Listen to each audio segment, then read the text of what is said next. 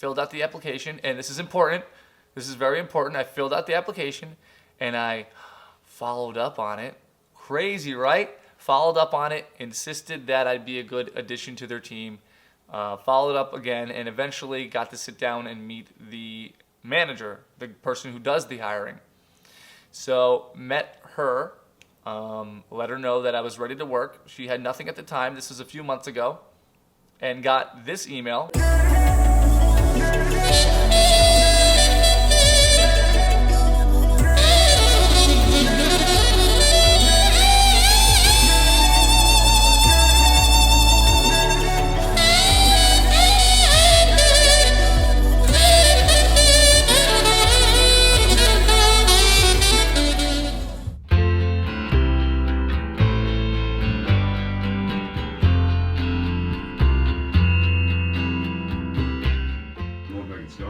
Well, if the neighbors want it cleaned up, they should pay for it.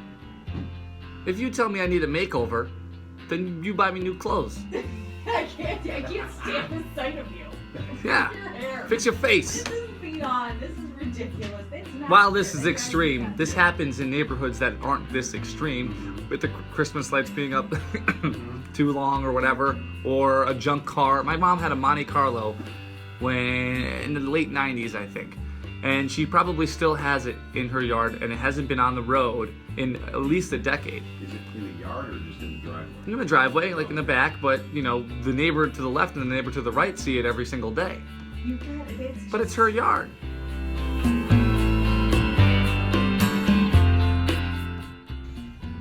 Just got done at the radio station. Have to be very productive today because got a list of a lot of different things to do. At some point today, I'm going to get this giant pile of wood out of my car. My girlfriend and I bought this for a project like a year ago, and it ended up not working out. I didn't want to throw it away because we spent like 30 or 20 bucks on the whole batch, but I have nothing else to build right now. So anyway, that has to find a new home.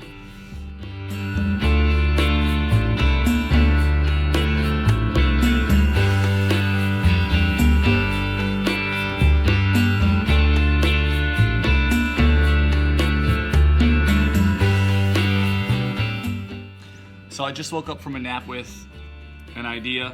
There's plenty of videos about this on the internet already, but I'm not sure if people who have begun to follow me know how to subscribe to a YouTube channel. So I'm actually making a video to post on social, a how-to video, how to subscribe to a YouTube channel. I may be doing this for nothing and getting my hopes up and thinking more people want to subscribe than actually do, but yeah, it takes like 10 minutes to put together before my interview at the new bartending job. So throwing it together now, you can look for it on social. All right, here we go, headed to my job. I think it's an interview or just like an onboarding thing or fill out a paperwork type thing over at the bar where I'll be working hopefully during the week at least to make an extra $150 to $300 is the plan. And from what I hear from other people who work there, that is not a bold estimate. It's pretty accurate. So I still gotta get rid of this wood that's in here. Maybe I'll do that after. I'd say wish me luck, but there's no such thing as luck, right?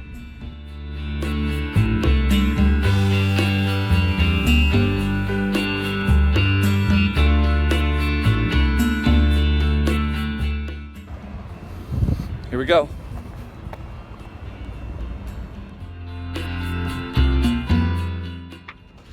Nailed it. That's all that needs to be said. Nailed it.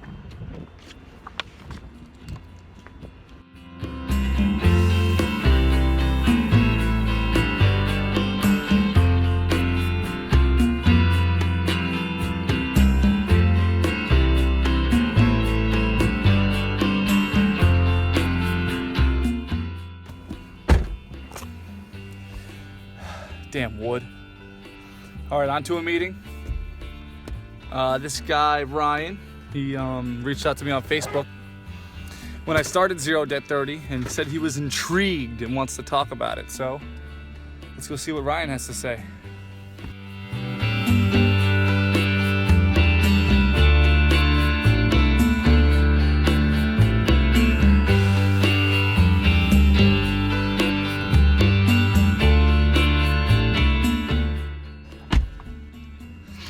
Definitely not what I expected in that meeting, but it was cool. Very cool guys. We talked about advertising, which I don't know much about. They definitely watched the videos, these videos. So he's probably watching now. Hey, how's it going? Yeah, a lot of information in that meeting. And at the very least, made a new networking friend or two.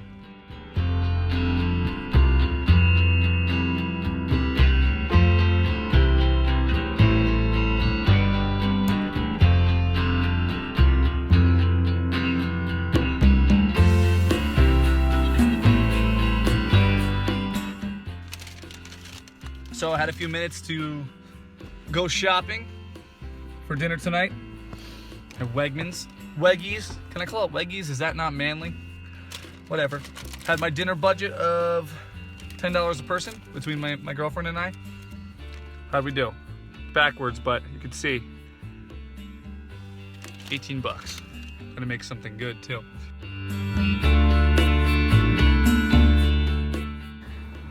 Let's see if it's worth it. Let's see how much it tastes like.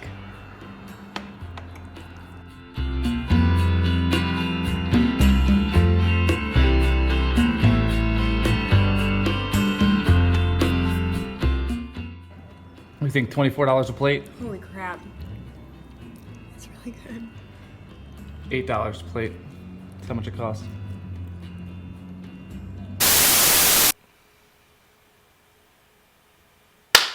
What's up, guys? Welcome to episode 8 of Zero Debt 30. I am Chris Konya, on my way to achieve zero debt with a starting point of $22,000. You can please subscribe to my YouTube channel and follow the journey the entire time. I'm currently at about $18,000 in debt, making some serious progress. Today was a funky day. Today I had a lot planned that didn't come to fruition. Today I had a plan of going and doing some side work, some side handyman work, and that got pushed back. Also, I plan on bartending. As you see, I'm in my bartending polo. If you ever see me bartending around Rochester, you'll see me wearing this exact polo. Washed at least once a week, don't worry. But I got to the bar, and it wasn't as packed as the owner expected, so sent home for the night. So didn't make any cash there, which is okay. It still was a productive day, as you saw. I got rid of the wood, which was really my main mission for the day. It was taking up my entire passenger seat. So sometimes days don't go as planned, and that's okay. That's all right, as long as you stay on track and execute the next day, I think. I mean, again, it's a learning process. Also, I met with Ryan today, which was cool to meet him and talk with him and hear what he had to offer and what I could offer him. That's a great relationship to build on right there. That's awesome. Also, landed a new job. Yeah. And I want to explain real quick how I did that. So I was in the Genesee Brew House, which is near my apartment, and I saw that it was really busy. And I saw the tab that we had with a party of about 8 to 10 people, and I saw that we tipped this waiter $80 for one table. Gears start turning, light bulbs start blinking, and I'm thinking, well, I bartend, I could work here. This is a cool corporate environment. It's a mix of the two, and if you're in the restaurant business, you know that it's hard to get both of those. It's hard to get the corporate structure with the fun neighborhood bar environment. And I'm not sitting here trying to sell the Genesee Brew House, and if you've ever been there, I don't have to. But long story short, I figured out if I knew anybody who worked there. It turns out I knew one of the managers. I picked his brain a little bit. He gave me the okay to write his name on the application, filled out the application, and this is important. This is very important. I filled out the application, and I followed up on it.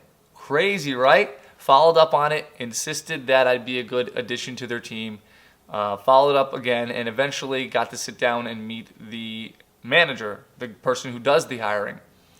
So met her, let her know that I was ready to work. She had nothing at the time. This was a few months ago.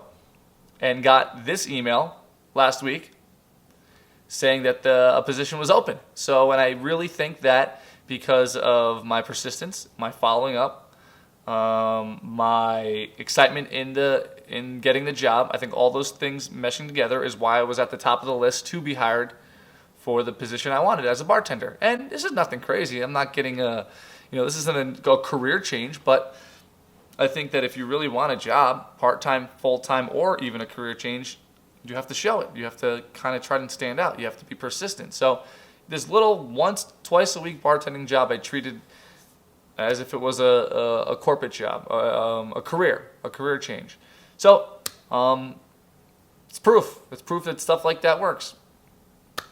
I had an in knowing somebody, and that's always helpful. But in a small town like Rochester, there's a really good chance that you either know somebody who works where you want to work, or know somebody who knows somebody that works where you want to work. So wanted to share that moment with you. I'm excited. I'm starting in a couple weeks. Got to go through like the drug testing thing, which is weird, right?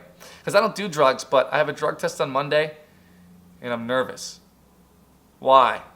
Is it because we as humans naturally get nervous when being tested, when being watched? I'm not nervous right now, and I'm being watched by all of you. It's a drug test thing. I don't know.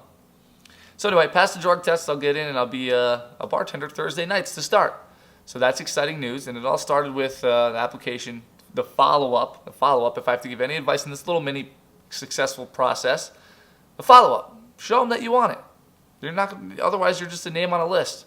Show them that you want it, and it took a half an hour out of my time, a half an hour and 30 seconds. 30 seconds of writing the email, asking if they got the application, if we could sit down, and then half an hour of doing the actual sit down, and I'll never know for sure because they probably can't disclose that kind of thing, but I think, and it feels like I was at the top of their list to work for this summer at least. So not a bad day. Some things got canceled, not as much income as I projected, but successfully landed another side hustle.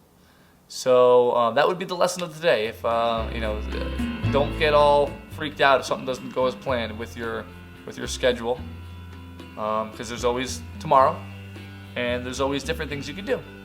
So thank you for watching today. Short episode. I hope you're getting on track or staying on track. I hope you're sharing this and liking this and subscribing. And we'll see what the rest of the week brings. Stacked schedule. I got a schedule for the rest of the week, so I'm hoping to show you some more exciting things.